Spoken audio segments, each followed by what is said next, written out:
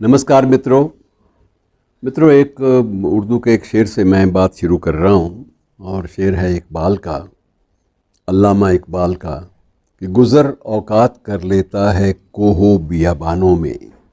गुज़र औकात कर लेता है कोहो बियाबानों में, कि शाही के लिए ज़िल्लत है कारे आशियाँ बंदी। कि शाही के लिए ज़िल्लत है कारे आशियाँ बंदी। तेरे आज़ाद बंदों की न ये दुनिया न वो दुनिया, यहाँ मरने की पाबंदी वहाँ जीने की पाबंदी। तो ये एक अलग से, एक लीक से हटकर बात करने वाले जो लोग थे, इनका मानसिक धरातल कितना ऊंचा उठ जाता था, इस बात का अनुमान लगाने के लिए हमें स्वामी राम तीर्थ और इकबाल की दोस्ती की जो कहानियां हैं, जो प्रचलित हैं, उनको सामने रखना पड़ेगा। और मित्रों, ये अजब तरह के मित्र थे। दोनों का चिंतन का स्तर ऊंचा, दोनों का सृजन का स्तर ऊंचा, और दोनों की सोच जो है वो बहुत ऊंचाइयां छूती हुई। और उसमें सबसे बड़ी बात ये थी कि धार्मिक आस्थाओं के लिहाज से दोनों में कोई समानता नहीं थी, लेकिन उसके बावजूद धार्मिक आस्थाएं, मज़हब की दीवारें आपसी संबंधों में और आपसी सूझबूझ में और पारस्परिक वैचारिक ऊंचाइयों में कहीं भी बाधा नहीं बनी। ये एक बहुत बड़ी बात होती है। और इस बात का अगर थोड़ा सा इसकी गहराई में जाना हो तो दोनों को करीब से देखने का प्रयास करें। मित्रों, ये बड़ी एक अजीब संयोग की बात है कि दोनों की जन्म तिथि, तारीख जन्म की सिर्फ तारीख एक थी, दोनों का जन्म का वर्ष भी एक था, लेकिन सिर्फ 8 माह का बीच में अंतर था। इकबाल का जन्म हुआ 22 फरवरी 1873 में और स्वामी राम तीर्थ का जन्म हुआ 22 अक्टूबर 1873 में। वर्ष वही है, सिर्फ बीच में अंतराल है, लेकिन तारीख वही 22 है। और दोनों का जन्म स्थान जो था वो दुआबा का क्षेत्र था, पुराने दुआबा का क्षेत्र आप कह लीजिए। इकबाल सियालकोट, जो कि अब पाकिस्तान में है, दोनों हिस्से पाकिस्तान में ही हैं। इकबाल का जन्म सियालकोट का है और राम तीर्थ का गांव गुजरावाला के समीप मुरलीवाला के नाम से प्रसिद्ध था उन दिनों में। और दोनों पंजाबी थे, दोनों का संबंध पंजाबी संस्कृति, पंजाबी कल्चर से था।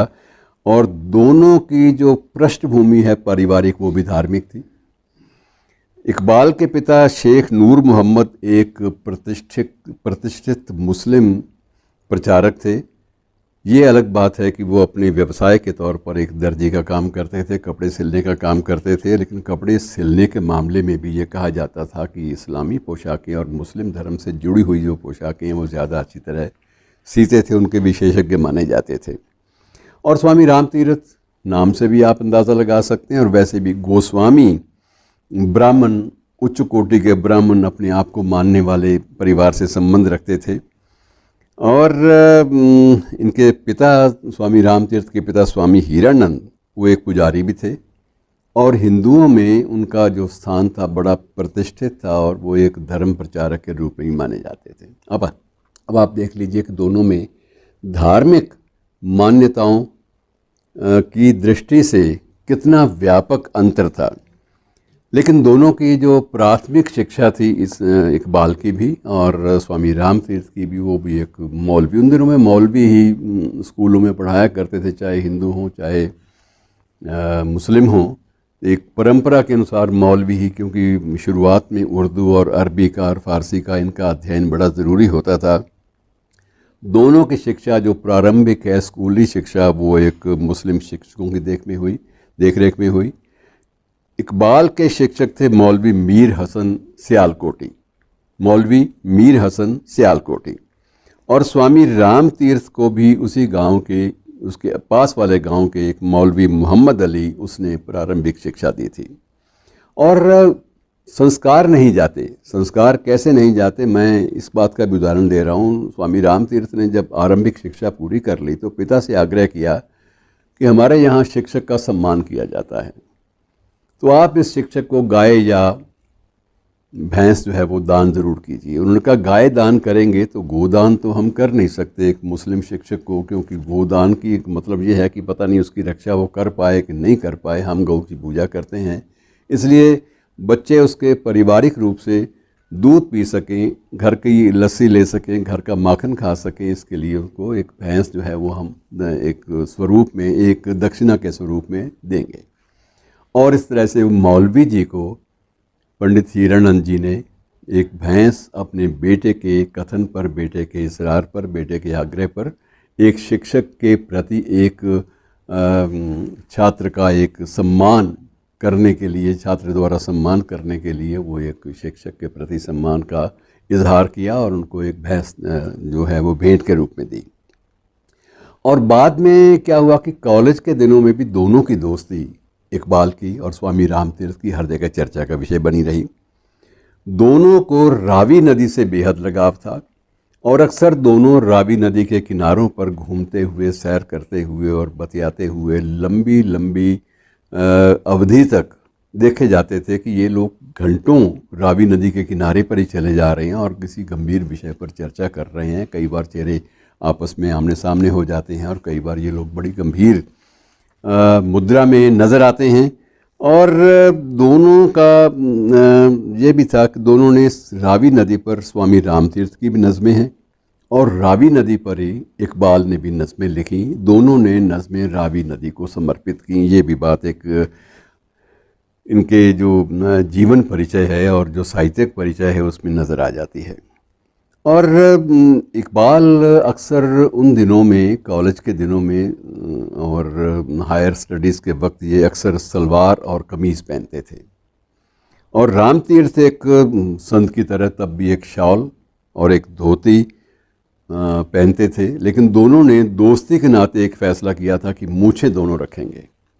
और मूछें दोनों ने एक ही शैली में रखी और दोनों कई बार एक पहचान के लिए, सांस्कृतिक पहचान के लिए पंजाबी पगड़ी भी पहन लिया करते थे, इकबाल भी और स्वामी रामतीर्थ भी। लेकिन स्वामी रामतीर्थ ने जनवरी 1903 में जब संन्यास लिया तो उन्होंने अपना सर मुंडवा दिया, जो परंपरा के अनुसार जो ज़रूरी था। और ढेरों समानताओं के बावजूद ये एक दूसरे के नज़दीकी संपर्क में, बहुत नज़दीकी संपर्क में 1895 में आए थे। लाहौर में दोनों की उच्च शिक्षा हुई। स्वामी रामतीर्थ वहाँ पर उच्च शिक्षा प्राप्ति के बाद गणित पढ़ाने लगे, क्योंकि उनकी एमए जो थी वो गणित में थी। और इकबाल जो थी वो दर्शन शास्त्र में, उन्होंने फ़िलासफ़ी में एमए की थी, इसलिए वो फ़िलासफ़ी पढ़ाने लगे। दोनों के विषय में कोई समानता नहीं, लेकिन वैचारिक धरातल पर चर्चा परिचर्चा में, बहस मुबाहिसे में दोनों का स्तर जो है वो एक जैसा होता था। स्वामी रामतीर्थ की एक जीवनी मिलती है जो सरदार पूरण सिंह ने उन दिनों लिखी थी। सरदार पूरण सिंह अच्छे साहित्यकार पंजाब के माने जाते थे उन दिनों में। The monk poet of Punjab, एक सन्यासी कवि पंजाब का, ये नाम से एक उनकी जीवनी लिखी स्वामी रामतीर्थ की। और एक उन्होंने अंग्रेज़ी में एक और लिखी थी, द स्टोरी ऑफ रामा के नाम से भी। दो पुस्तकें जो है वो रामतीर्थ की ज़िंदगी के सोपान को बड़े दिलचस्प तरीके से हमारे सामने बयान की हैं। अब उन्होंने, सरदार पूरण सिंह ने एक उदाहरण बीच में एक प्रसंग कोट किया कि एक बार स्वामी रामतीर्थ को कोई तकलीफ़ हो गई, बहुत ज़्यादा तेज़ दर्द था जो काबू में नहीं आ रहा था। उन दिनों में कोई जो चिकित्सा विज्ञान है बहुत ज़्यादा विकसित तो नहीं था, आज की तरह से डायग्नोस होते नहीं थे, लेकिन वो दर्द इतना ज़्यादा था कि तड़पाने वाला दर्द था। और इकबाल को जब पता चला तो भागे भागे वहाँ पर पहुँचे और इकबाल को देखते ही वो श्रीमान जी बगाए हाय हाय कि वो हंसने लगे। कहने लगे, देख यार, दर्द अपना काम कर रहा है और जो आत्मा है अपना काम कर रही है। तुम्हें देख कर ना एक दोस्ती के नाते ऐसा मन खिल उठा है, आत्मा खिल उठी है कि शरीर से नाता ही टूट गया है। और तब इकबाल ने कहा था कि तो मुझे समझ में आया कि ये आदमी कितना बड़ा वेदांती है, कितना बड़ा अद्वैतवाद में विश्वास करने वाला बंदा है। ये जानता है कि आत्मा अलग है, जिस्म अलग है। इस बात को इसने थोड़ी सी एक घटना से, सिर्फ कराहते हुए दर्द में मुस्कुराकर और हंसकर इसने मुझे सारा का सारा वेदांत समझा दिया। मैं उसी बात से दंग रह गया कि ये आदमी कितना गहरा है भीतर से। और उसके बाद डॉक्टर इकबाल के एक शिष्य थे, चर्चित शिष्य, जिनके बारे में हम पहले भी शायद बात कर चुके हैं, डॉक्टर हीरालाल चोपड़ा। तो डॉक्टर हीरालाल चोपड़ा ने दोनों के बारे में काफ़ी कुछ लिखा है। उनके मुताबिक एक पुस्तक थी मौलाना रूमी की, मसनवी। तो ये दोनों ने एक साथ एक ही किताब से एक ही वक्त में, मतलब एक ही सिटिंग में या 2 सिटिंग्स में लगातार दोनों ने मिलकर पढ़ी। और सबसे बड़ी खूबसूरती किताब थी, किताब लेने गए तो आधे आधे पैसे दोनों ने लगाए, आधे इकबाल ने, आधे स्वामी राम तीरथ ने। दोनों ने किताब पढ़ी और उस किताब के जो अंदर का पेज था उसमें दोनों ने अपने अपने नाम के हस्ताक्षर किए कि ना ये तेरी बपौती, ना ये मेरी बपौती, रूमी पर जितना हक तेरा उतना मेरा। तो इस प्रकार से आप सोच देखिए कि एक आध्यात्मिक धरातल और वैचारिक धरातल और सृजनात्मकता का जो धरातल है, कैसे समान रखा जा सकता है, उसको मेंटेन किया जा सकता है दोनों की ज़िंदगी से। और एक बार ऐसा रच बस गए थे कि दिवाली आई तो इकबाल ने बदस्तूर अपना वो दिवाली की मिठाई भी भेजी और उसके बाद कुछ पंक्तियां भी दिवाली के बारे में और राम के बारे में भेजी। ईद आई तो राम तीरथ ने एक शेर लिख के भेज दिया और वो शेर था कि झुक झुक सलाम करता है अब चांद ईद है, झुक झुक सलाम करता है अब चांद ईद है, इकबाल राम राम का खुद हो रहा है आज। दोनों बातें हो गई, राम राम का इकबाल बुलंद है और इकबाल राम राम का खुद हो रहा है आज। मतलब अपनी आस्थाओं को भी नहीं छोड़ा और उसके बाद आस्थाओं से भी ऊपर रखा धार्मिक बात को, तो ये बहुत बड़ी बात थी। अब ओरिएंटल कॉलेज में क्या हुआ कि जहाँ ये दोनों पढ़ाते थे तो गणित के रीडर के रूप में राम तीरथ को एकदम से कुछ जीवन से बीतरागता उत्पन्न हुई। उन्होंने त्यागपत्र दे दिया कि मैं जिसका हूँ उसी का हूँ और उसको छोड़कर मैं किसी और का हो नहीं सकता, इसलिए मैं अपने पद से त्यागपत्र दे रहा हूँ। अब वो त्यागपत्र पर विचार करने के लिए सीनेट की मीटिंग बुलाई गई। सीनेट की मीटिंग में इकबाल भी सीनेटर थे। किसी एक मेंबर ने कह दिया कि ये राम तीरथ पागल हो गया है, ऐसी बातें कोई लिखकर त्यागपत्र देता है। इकबाल ने तब कहा था कि अगर राम तीरथ पागल हो गया है तो उसका मतलब दुनिया में अक्लमंद आदमी है ही कोई नहीं और मैं इसका त्यागपत्र स्वीकार करने के मामले में पक्ष में नहीं हूँ और मैं इस पर अपना डाइसेंट का जो नोट है वो लिख कर दे रहा हूँ। तो एक प्रकार से मतलब अगर उसने ये कहा कि राम तीरथ अगर पागल है तो दुनिया में कोई व्यक्ति बुद्धिमान हो ही नहीं सकता। इतनी बड़ी बात कह देना इकबाल जैसे शख्स के लिए कितनी एक ऊंचाई की एक वैचारिक स्तर था। आप दोनों दोस्तों का आप देख लीजिए। और उसके बाद एक मस्जिद में तुर्की में दोनों गए थे एक लेक्चर परंपरा में। तो तुर्की जो उन दिनों में तुर्की के जो महानायक थे, डिक्टेटर भी कहे जाते थे, कमाल पाशा। तो कमाल पाशा, मुस्तफ़ा कमाल पाशा, तो मुस्तफ़ा कमाल पाशा ने एक लेक्चर करवाया, दोनों का करवाया, अलग अलग वक्त पर, एक ही वक्त पर नहीं, एक ही दिन में नहीं।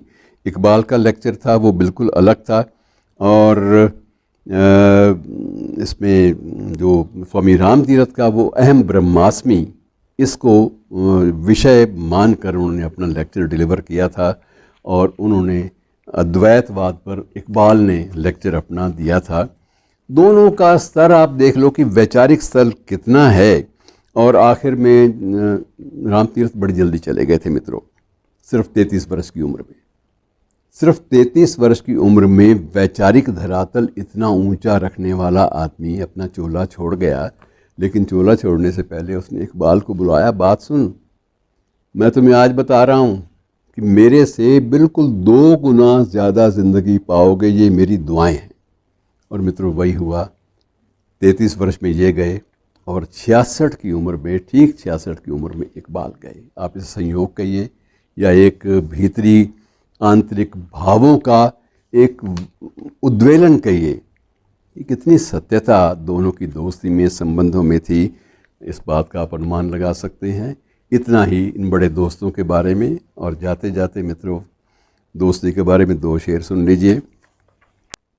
दुश्मनी जम कर करो लेकिन ये गुंजाइश रहे, फिर कभी हम दोस्त बन जाएं तो शर्मिंदा ना हो।